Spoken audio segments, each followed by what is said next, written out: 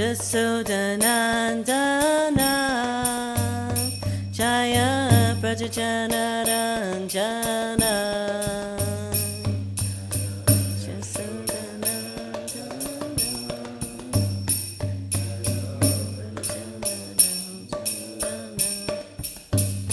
Jaya Chamuna Tiravana-chari Jaya Kunja Bihari Jaya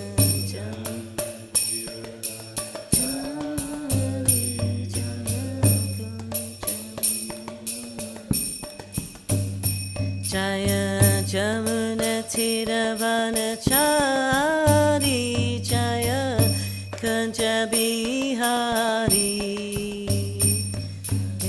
Jamuna Tiravana-chari Jaya Kunja Bihari Jaya Kodanitai Jaya Maya Posasi Jaya Kodanitai Jaya Maya Posasi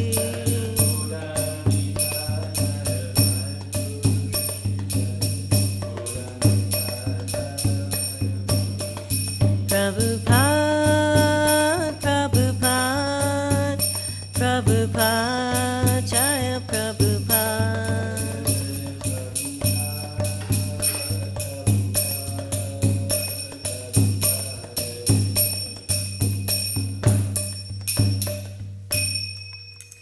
Iskon Gurvind ki jai, Shri Prabhupada ki jai.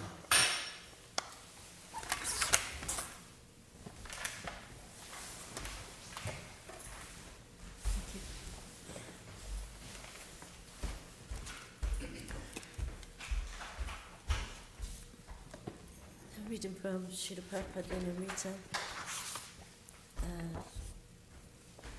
chapter entitled Chant Hare Krishna and Fight. While Prabhupada rode in his car to the park for his morning walk, he saw billboards and banners announcing that Sanjay Gandhi was coming to town. Sanjay Gandhi's particular political platform was that everyone should become literate. Looking out of the window at the poor, barren land, Prabhupada said, "What is the benefit of literacy when the people are poor and starving?" He said that the local people were coming to the ISKCON evening program just to get a little khichdi, not because it was prasadam, but because they were hungry. So if after many years of education they learned to read but still earned little money and had the same employment, then what was the benefit?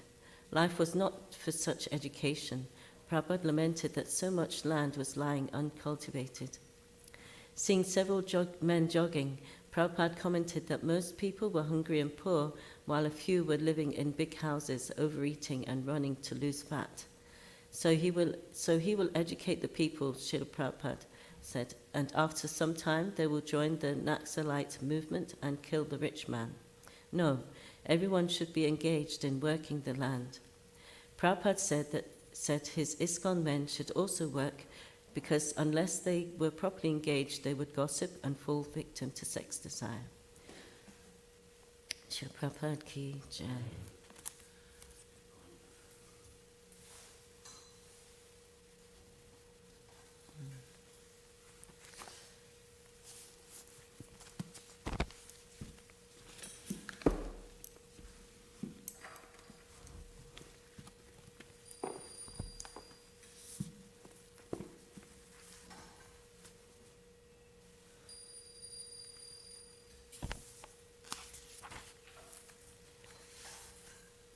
Reading from Srimad Bhagavatam, Canto 5, Chapter 13, Text number 5. Om Namo Bhagavate Vasudevaya. Om Namo Bhagavate Vasudevaya. Om Namo Bhagavate Vasudevaya.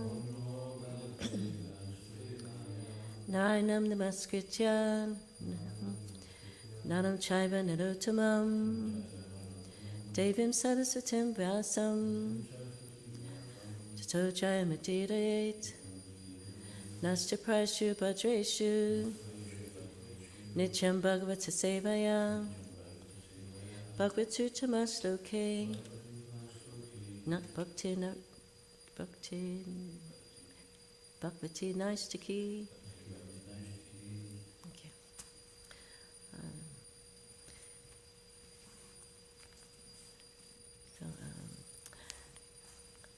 Adrishya Chili Svanakarna Shula Uluka Bhagbir Vyatitan Taratma Apunya Vrikshan Sriyatek Shudardito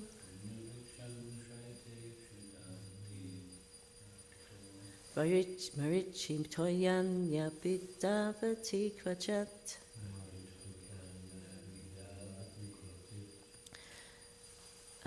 Adishya Jili Svanakarna Shula Uluka Vagbir Vyatitan Taratma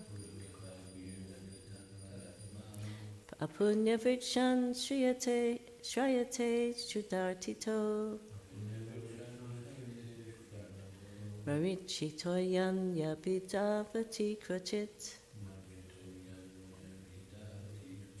Adirsya Drili Swana Karna Shula Luluka Bhagbir Vyatitan Taratma Apunya Vikshan Shrayate Shudartito Marichi Toyan Yapidavati Kvachit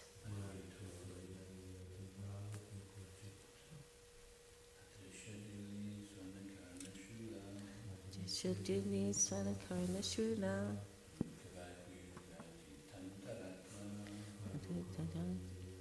Antaratma Apunya Vikshan Shrayate Shudartito Dashabayan Yapidavati Kvachit Adrishajili Svanakarna Shula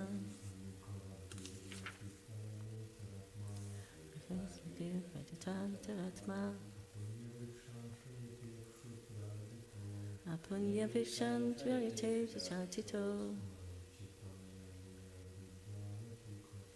Marichi Toyan Yapidavati Kvachit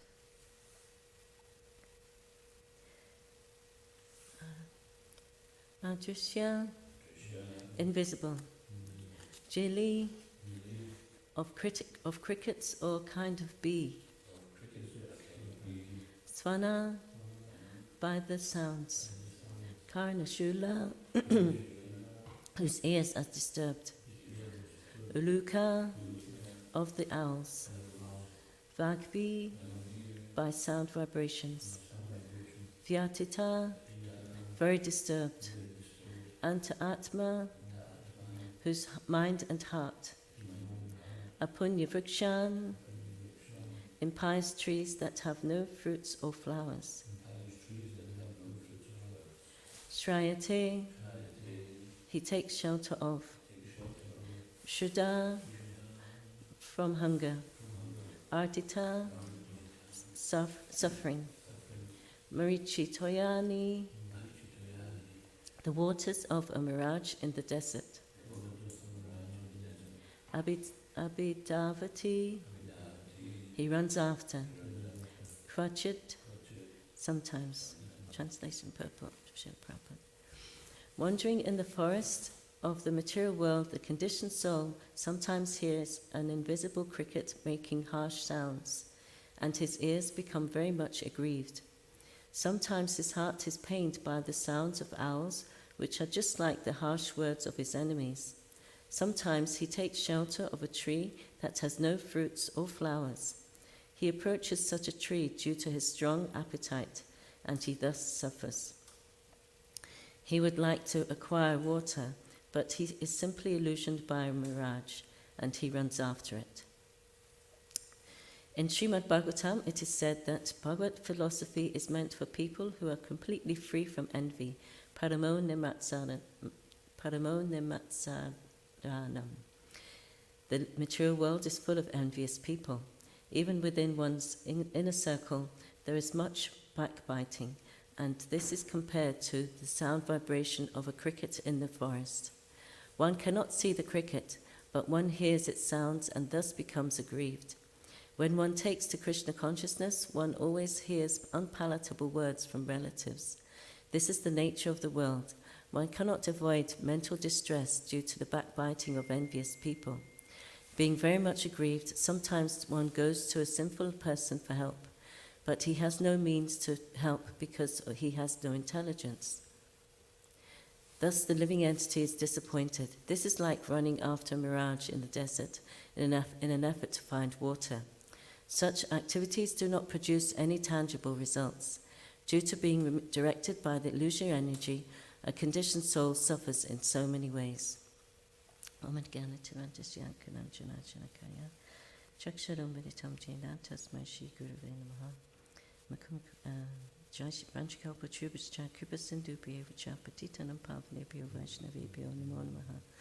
Shri Krishna Chaitanya Prabhu Nityananda Shri Dvaita Gadadhar Shiva Sari Gaur Bhaktivinoda Hare Krishna Krishna Krishna Hare Hare Hare Rama Rama Rama Hare Hare.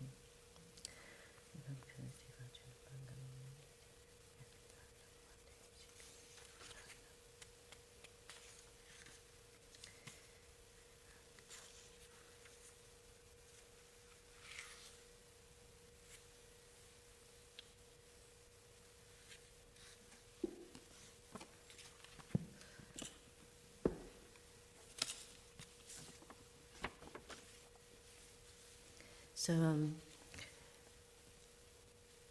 Jad Bharat here is in conversation with answering to, Maharaj Rigugana's questions.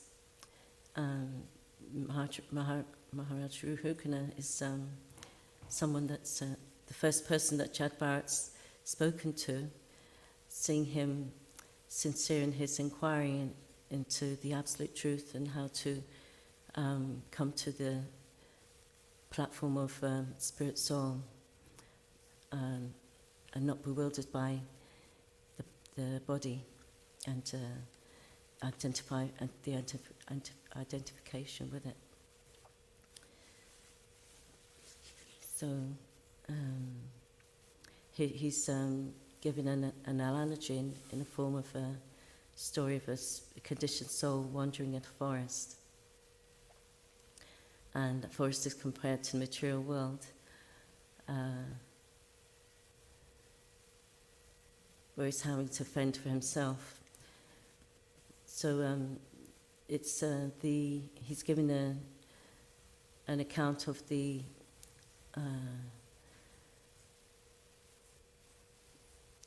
empire souls stay in this material world, and how being conditioned,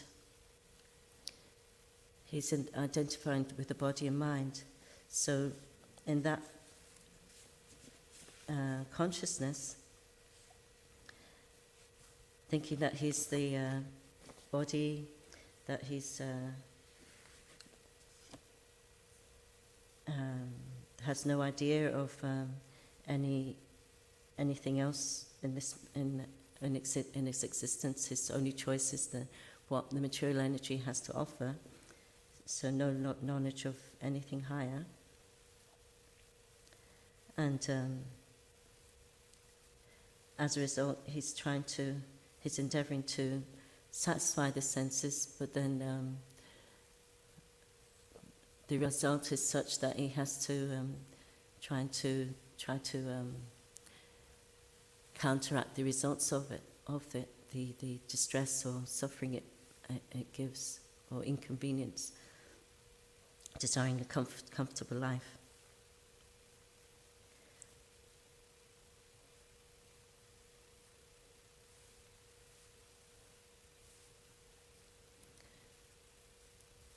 So it says how he hears an invisible cricket making harsh sounds, and his ears become very much aggrieved. and so on with the owls, the sound of owls, which are like harsh words from his enemies. So this is compared to, Prabhupada says that the world is full of envious people. So in such a world that everyone's trying to be God, basically, and not knowing that they're the spirit soul, eternal, full of bliss and knowledge in their connection with Krishna, and no knowledge coming from Guru, Sadhu and Sastra, they try to be the controller, use whatever they own to satisfy their senses. And someone who's envious is someone who's wanting something that somebody else, an opulence that somebody else has. It could be wealth, knowledge, fame, like that, or so like.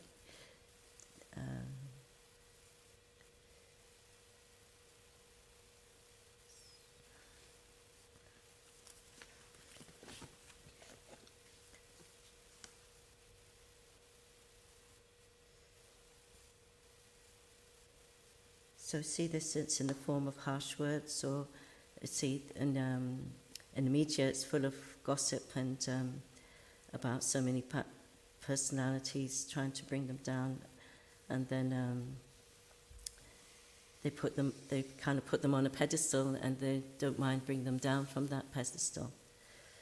So in this way, people try to they can't counteract it. It's and then as Prabhupada says here, their heart becomes aggrieved.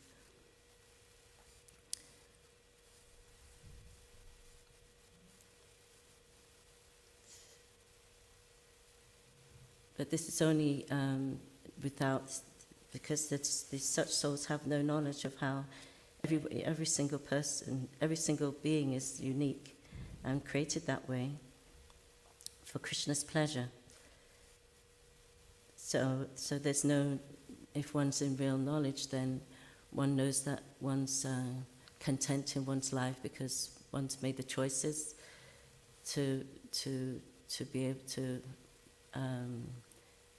endure any situation they have to go through. That's the result, and of their own karma. And also that given Krishna's given something, everybody has something to offer. It's not that if someone does something big, then the little one is less appreciated by Krishna. He just sees the attitude and the devotion behind it. So in this way, one can continue with enthusiasm, patience, and tolerance to in one's devotional service.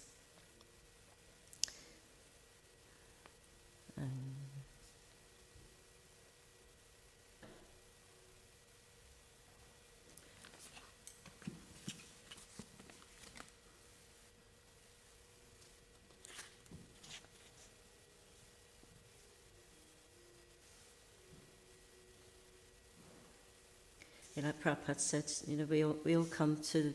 We're not born perfect as soon as we don't become perfect just by becoming a devotee with tilak and devotional clothes and so on. But we've got something to work on, so Prabhupada would always make sure that he says that, as he says in the Prabhupada Lilamrita, that everyone should work just like the materialist, but working for Krishna, engaged in that way, then one would be free from the falling victim to gossip or sex desire.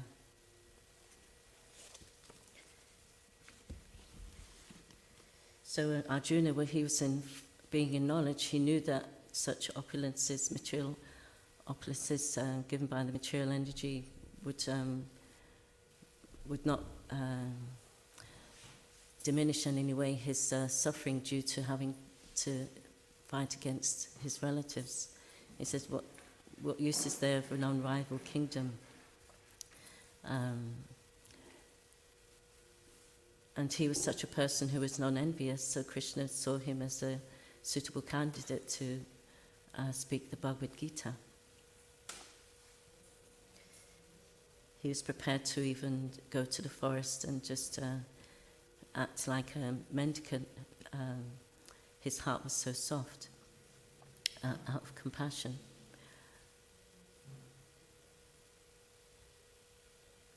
But this was material compassion because he wasn't considering what Krishna desired. So the devotee, he engages his thinking, feeling and willing in the service of the Lord. And guided by Guru, Sadhu and Sastra.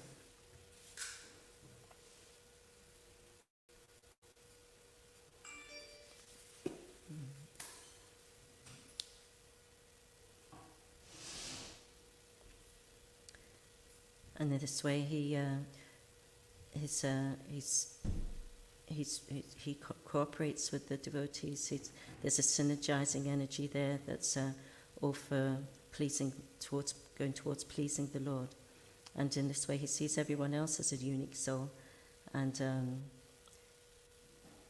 respects them as such also.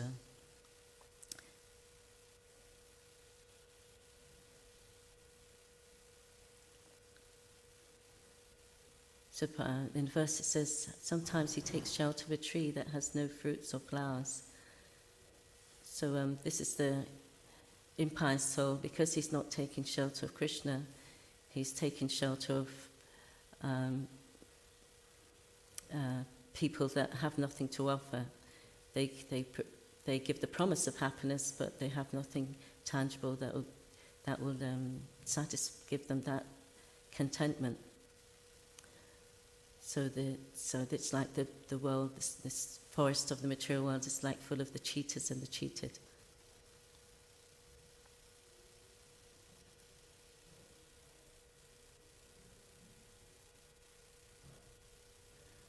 Also, in the other analogy is that Prabhupada says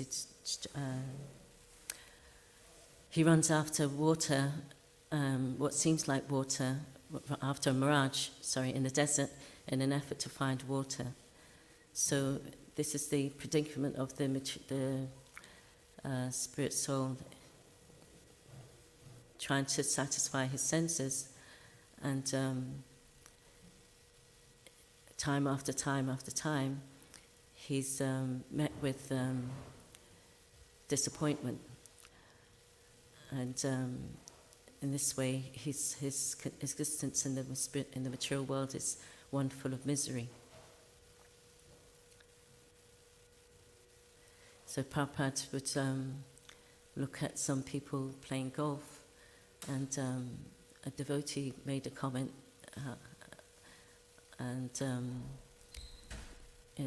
ridiculing them, but when he turned to Prabhupada, he saw that he was crying. He's saying they're just wasting their valuable human form of life. So such an activity like golfing isn't like as graphic as what the descriptions we may come across in the fifth canto, but Prabhupada could see the end result. That due to their lack of not knowing Krishna, then they engage in so many activities in their endeavour to be happiness, but never attaining it. Only something. It's either maybe a nice dream or a nightmare, both of which are temporary.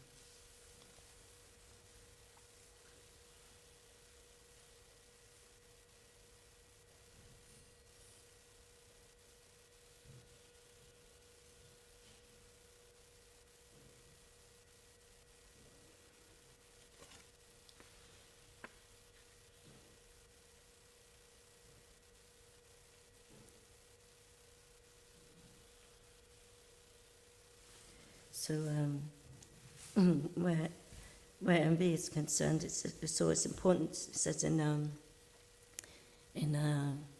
counselling or just in a form of encouragement, it's always better not to compare ourselves with others, and see the uniqueness in everybody.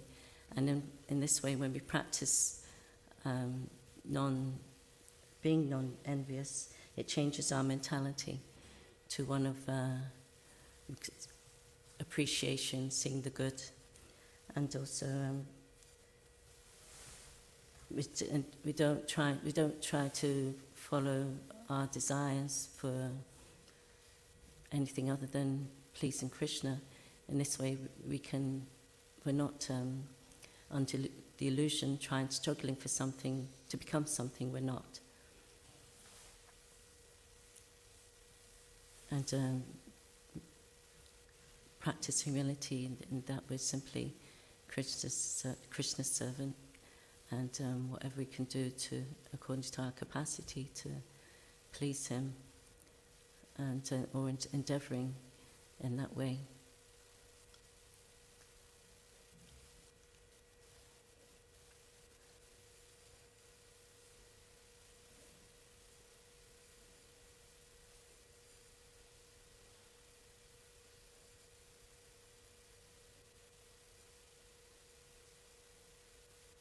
So in this way, we dissolve our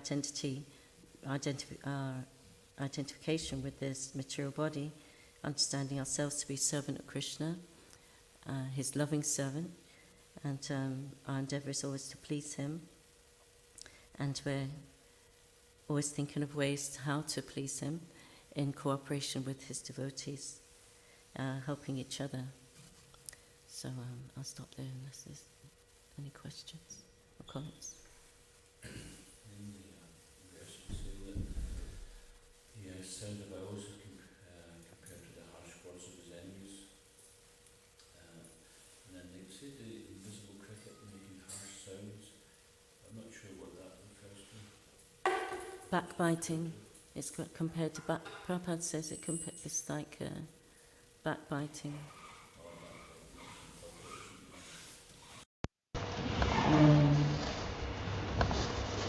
Even within this, once in the circle, there is much backbiting, and this is compared to the sound vibration of the cricket in the forest.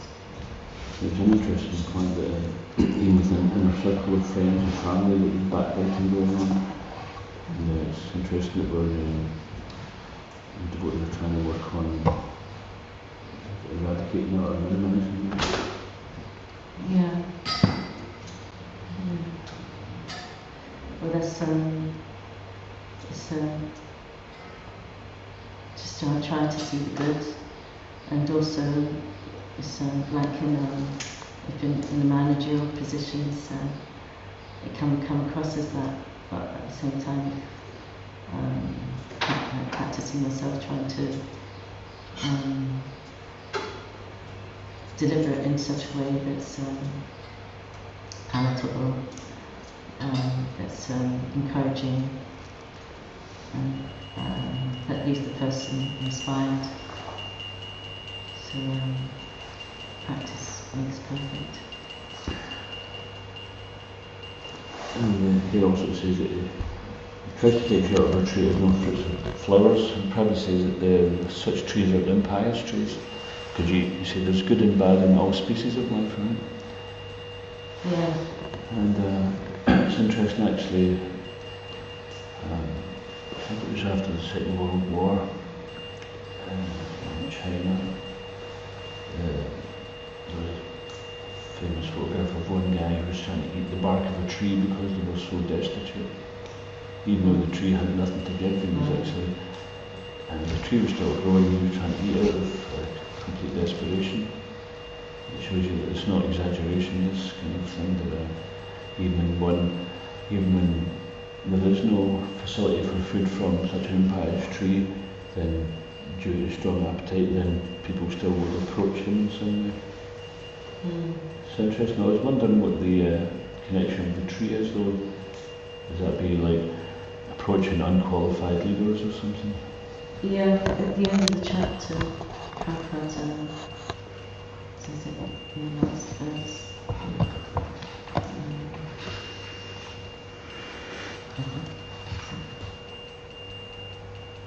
I read it somewhere. The crickets are like the chastisement and harsh words of his enemies, like government service, indirectly and directly.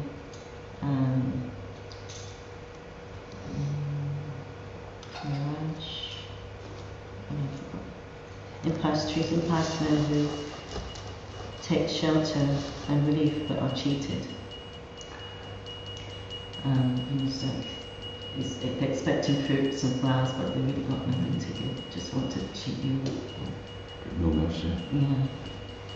And he compares the waterless river to atheists devoid of connection with atheists basically. So atheist is someone who gives something false or misdirects.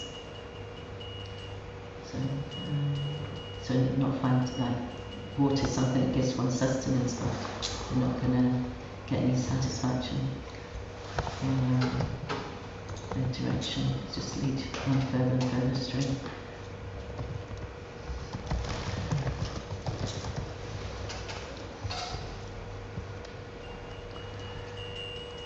Question online. That's from Kat.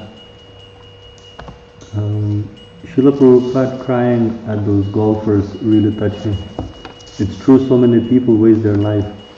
How can we make people understand the value of human life?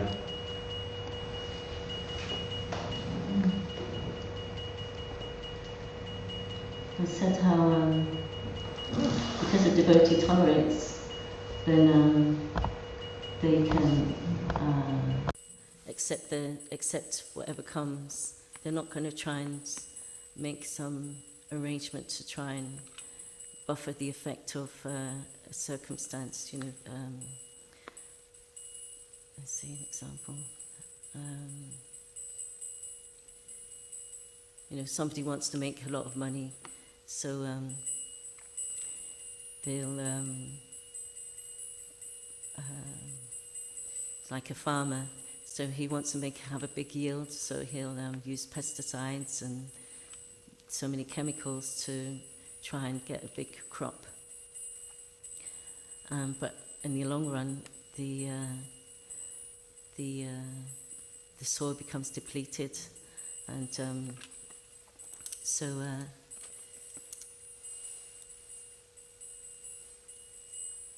then it ends up that it's not of no use at all eventually. But so it's like in this way the devotee just teaching people how to be satisfied with their lot in life. Because of this mood of counteracting, the world is becoming less and less inhabitable. Because of this strong desire to satisfy the senses in some way. It seems like it's on a suicide course, whereas if the devotees can show the example of being satisfied in any situation, and not this endeavour to counteract, which takes up so much human energy, living simply. There's the story of a man who. Does anyone know the story of the man who wanted? He ends up with wanting a cow. Then he wants a wife to look after the cow, and he has children, then he needs a house to look after a wife, and to maintain the house he needs work. So in this way, it's just one to satisfy one desire. Then it means a whole arrangement to maintain it. So the more simple we can live. Close to nature and natural way of things, then things remain simple and sweet. Whereas if we try to, this mad rush to try and serve the senses, it's destroying the planet. So for the devotee, if they can show how one can be really happy just by chanting Hare Krishna down the high street when we're allowed, of course, Harinam, so many people become inspired and desire to be as happy as the devotees taking part in it. And so it could put a question in the mind, why am I working so hard just to be happy when they can just be happy chanting a song in the street? To bring up these comparisons, and they see how simple our life is and that we're so happy. So it just makes them question their own existence. So if we can somehow or other put a print, like Prabhupada says, a pinprick in their existence to make them question, well, what is the point of my life? Am I really becoming happy by having so much wealth and money and this anxiety to maintain it all? The less one has, the less one has anxiety over. So according to one's capacity, one should live as simply as possible, so that one doesn't find oneself has to work so hard that one can't maintain one's spiritual practices. Does that answer the question at all, Kat?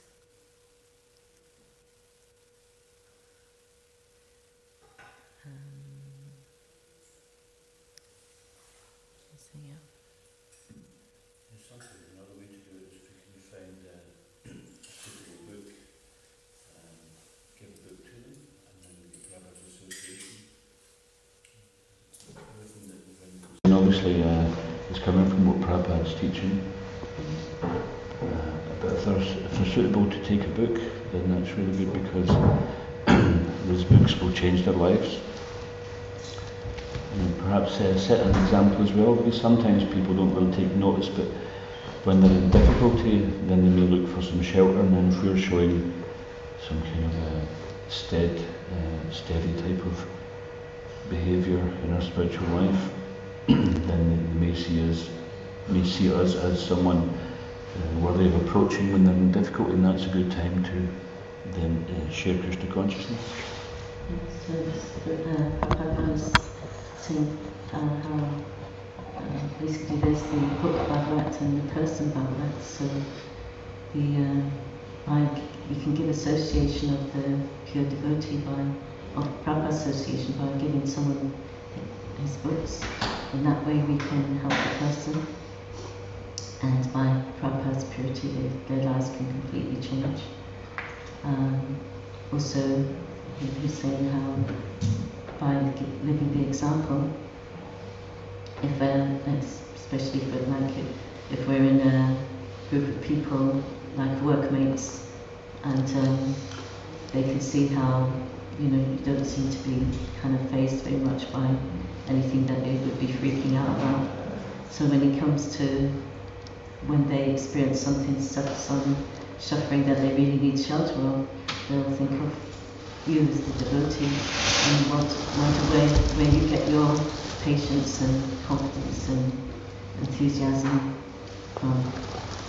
And this way we have the opportunity where Krishna uses as an instrument to give that person something that will change their lives for the good, for the best.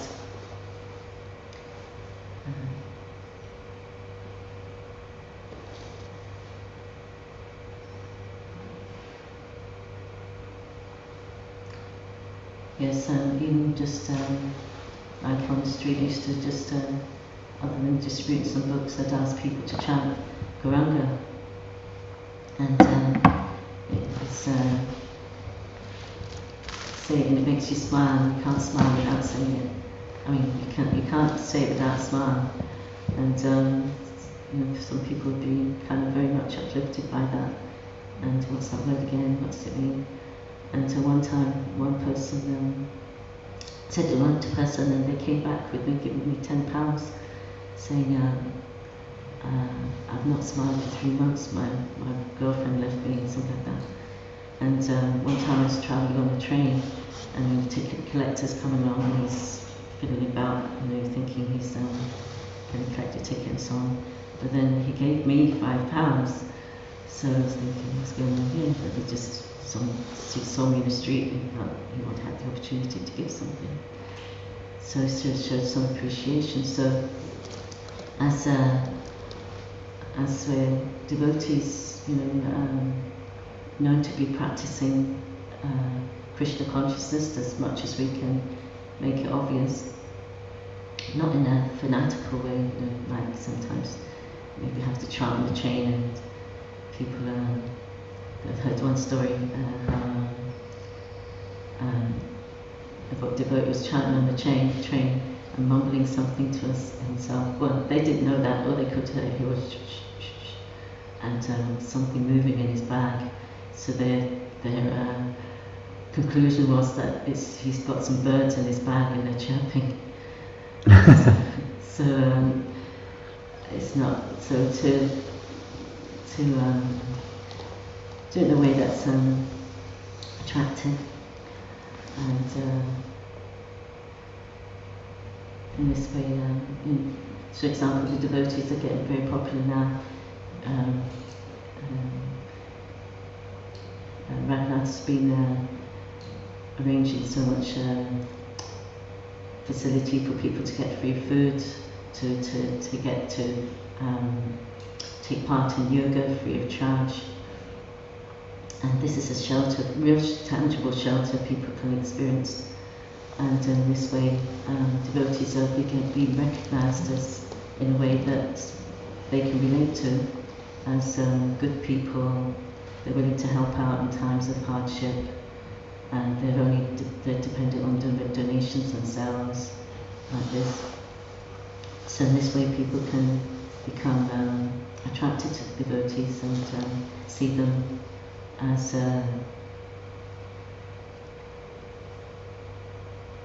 trees that are to bear tangible fruits and flowers.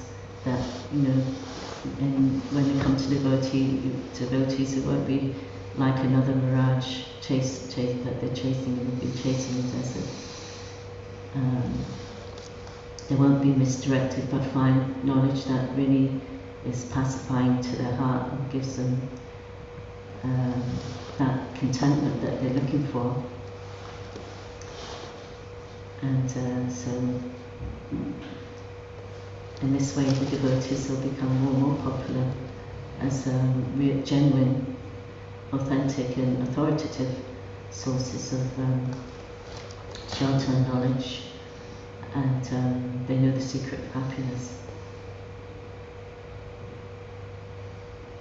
So it's just a matter of time, and we're so fortunate to be able to use this instruments in this mission. And in our mood, the devotee is always wanting to help others, concerned for the welfare of others. And by engaging in that way, then this is where his satisfaction lies too, because Krishna is pleased by that. Ultimately, this is all this welfare work that we're doing now in this way, so bringing people up to the point where they can accept a book, their consciousness purified to the extent where they'll be able to accept what they read in the book, and in this way be on their way home back to Godhead, and out of this forest of the material world, and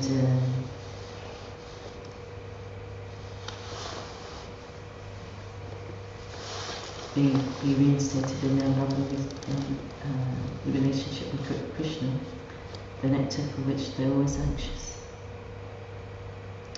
So I'll stop there. If there's no questions or comments, thank you for your presence and listening. Prabhupada Srimad Bhagavatam Ki Jai, Srimad Bhagavatam Ki Jai, Iskon Guru Ki Jai, Samaveta Bhakta Vrinda Ki Jai, Jai Guru Vrinda. Haribol. Yes, Vrinda Ki Jai.